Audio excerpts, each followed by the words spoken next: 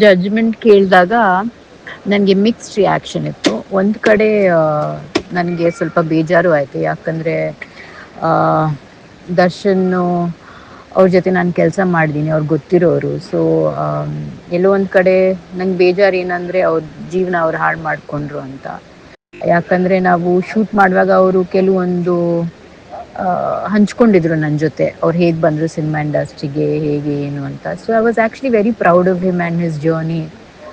ಏನು ಇಲ್ಲದೆವರು ಏನೋ ಕಷ್ಟಪಟ್ಟು ಇಂಡಸ್ಟ್ರಿಗೆ ಬಂದು ಲೈಟ್ ಬಾಯ್ ಆಗಿ ಕೆಲಸ ಮಾಡಿ ಇಷ್ಟು ಮಟ್ಟಿಗೆ ಬೆಳೆದಾರಂತೆ. ಎಲ್ಲೋ ಒಂದು ಕಡೆ ಒಂದು ಹೆಮ್ಮೆನೂ ಇತ್ತು. ಬಟ್ ಇತ್ತೀಚೆಗೆ ಅವ್ರದ್ದೇನು ನಡವಳಿಕೆ ಆಗಲಿ ಏನು ಅವ್ರದ್ದು ಇದೆಲ್ಲ ನೋಡಿ ನನಗೆ ಬೇಜಾರಾಯಿತು. ಬಿಕಾಸ್ ಅವ್ರ ಅಕ್ಕಪಕ್ಕ ಯಾರು ಒಳ್ಳೆಯವ್ರು ಇಲ್ವೇನೋ ಏನೋ ಗೊತ್ತಿಲ್ಲ.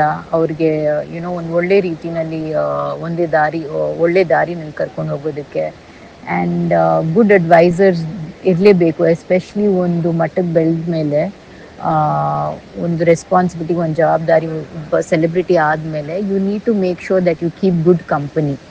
ಇನ್ನೊಂದು ಕಡೆ ನನಗೆ ಜಡ್ಜ್ಮೆಂಟ್ ಕೇಳಿದಾಗ ಒಂದು ರಿಲೀಫ್ ಅಂತಲೇ ಹೇಳ್ಬೋದು. ಯಾಕಂದರೆ ಇತ್ತೀಚೆಗೆ ನಾವು ಯಾವ ದಾರಿನಲ್ಲಿ ಹೋಗ್ತಾ ಇದ್ವಿ ಆ್ಯಸ್ ಒಂದು ಸಮಾಜ ಆಗಿ, ತುಂಬ ಕೆಟ್ಟ ದಾರಿಯಲ್ಲಿ ಹೋಗ್ತಾ ಇದ್ವಿ ಅಂತ ಅನಿಸ್ತು ನನಗೆ.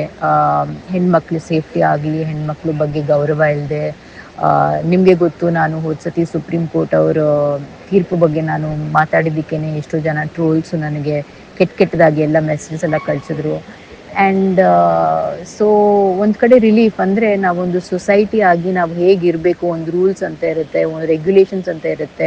ನಾವು ಅದನ್ನ ಫಾಲೋ ಮಾಡಿದ್ರೇ they will be civility in society. ನಾವೇ ನಮ್ಮ ಕೈಲಿ ಕಾನೂನು ತೊಗೊಂಡ್ರೆ ಈ ಥರ ಕೆಟ್ಟ ಕೆಲಸಗಳಾಗುತ್ತೆ.